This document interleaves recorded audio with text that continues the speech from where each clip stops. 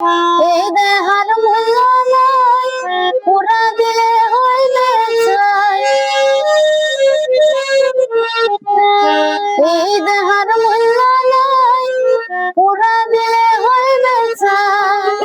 এদিন এদিন যাবই তো লাগিব, এ মোহর দুনিয়া এদিকে হাই, এ জীবন বড়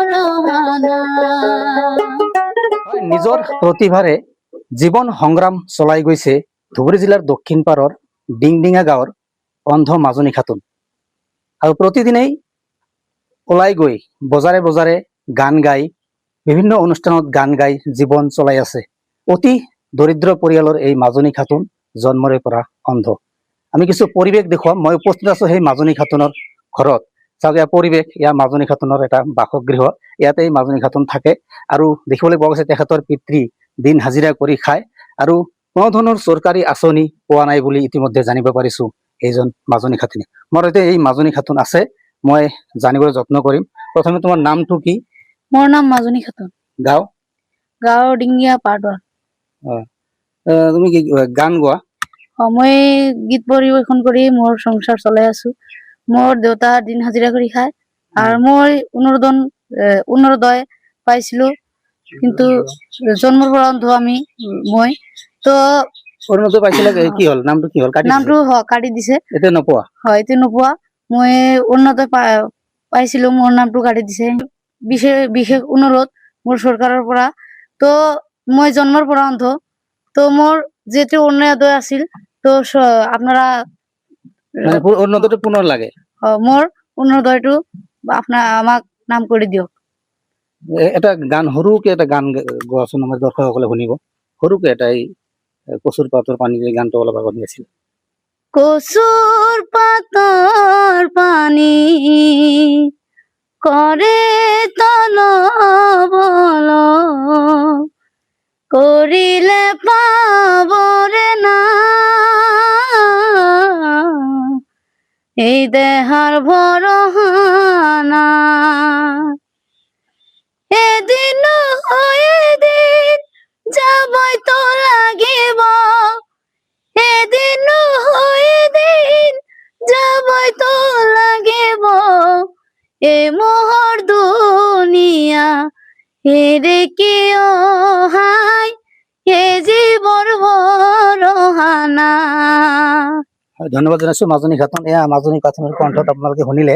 আৰু দেখিবলৈ পোৱা গৈছে যে মাজনী খাতুন বহু প্ৰতিভাৰ অধিকাৰী, কিয়নো নিজে তবলা বজাই, নিজে দোতৰা বজাই, নিজে হাৰমনিয়াম বজাই ৰাইজক মনোৰঞ্জন দিছে। আৰু তেখেতৰ পিতৃ আছে মোৰ সৈতে, ছফিয়া ৰহমান। কি কব আপোনাৰ ছোৱালীজনী? মই ছোৱালীজন সৰুৰ পৰা ইমান ডাঙৰলে বনাইছো বা মালিকে দিছে, যদি জন্মৰ পৰা অন্ধ। কিন্তু মোৰ দুখ এটা, মোৰ ছোৱালী, মইতো দিন হাজিৰা কৰি খাওঁ, কেতিয়াবা বজাৰে চজাৰে কৰবাত লৈ যাওঁ, কেতিয়াবা প্ৰগ্ৰামে মাতিলে প্ৰগ্ৰামত লৈ যাওঁ। কিন্তু মোৰ এটা দুখ, মোৰ ছোৱালীজনে একটা অৰুণোদয় পাইছিলে। এই অৰুণোদয়ৰ নাম কেইটা এতিয়া তেখেতে মানে জিপিৰ পৰা কাটি দিছে। কোনে কাটিলে? ছোৱালীটো আমাক কবলৈ নাজানে, ময়ো ইমান নাজানো। এইটো মোৰ আগত পাইছিলো, কিন্তু পোৱাৰ পিছে এইটো মানে তেখেতে আকৌ কিবা মানে নামটো গণ্ডগোল কৰি দি পেলাই কাটি দিলে। এতিয়া মোক নাপাওঁ। এতিয়া মই চৰকাৰৰ ওচৰত আহ্বান জনাম, মোৰ হিমন্ত ছাৰৰ ওচৰত মই আহ্বান জনাওঁ। আৰু আপোনালোকে সবে এইটো ভিডিঅ' শ্বেয়াৰ কৰি দিব, যে আমি ছাৰ এজনী পাই যায়। কিন্তু আমাৰ এইটো আহ্বান জনাইছো, ছোৱালীৰ জন্মগত অন্ধ, আজিলৈকে মই অনুদান পোৱা নাই, দি পেলাই কাটি দিছে। আৰু চৰকাৰী ঘৰ মোৰ ছোৱালী আজি 15 বছৰ বয়স, আজিলৈকে আমি কোনো চৰকাৰী অনুদান নাপালো। বহুত মানুহে পাইছে, আমি পোৱা নাই। এইটো মই কাৰণে বহুত দুখিত।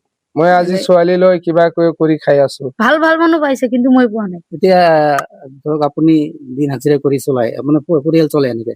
পৰিয়াল চলাব পৰা নাই, যাৰ কাৰণে এতিয়া কষ্ট হয়। ছোৱালী এতিয়া বজাৰে বজাৰে গান গাই কিবাকে মানে চলি আছো কষ্টকে। হিমন্ত ছাৰক মই বিশেষবাৰ মই অনুৰোধ জনাও, কিন্তু মই এইটো মোৰ ছোৱালীৰ হেল্পটো কৰিব লাগে ছাৰে। আৰু মোৰ এই ছোৱালীটোৰ যোনটো অৰুণোদয় আছে, এইটো মই ঘূৰাই পাব লাগে। যদিও এটা কিস্তি পইচা পাইছিলে, সেইখিনিও নাপালে। এতিয়া হিন্দীকে বাৰু কোনো আমি অনুদান চৰকাৰী একো পোৱা নাই।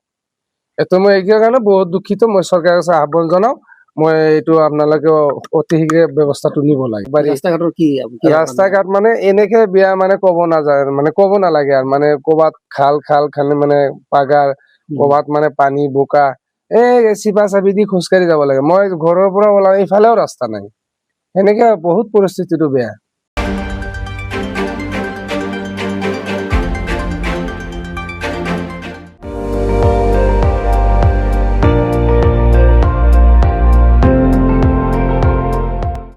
আপুনি চাই আছে ND24, সৰ্বশ্ৰেষ্ঠ নহয় সৰ্বোত্তমৰ দৌৰ।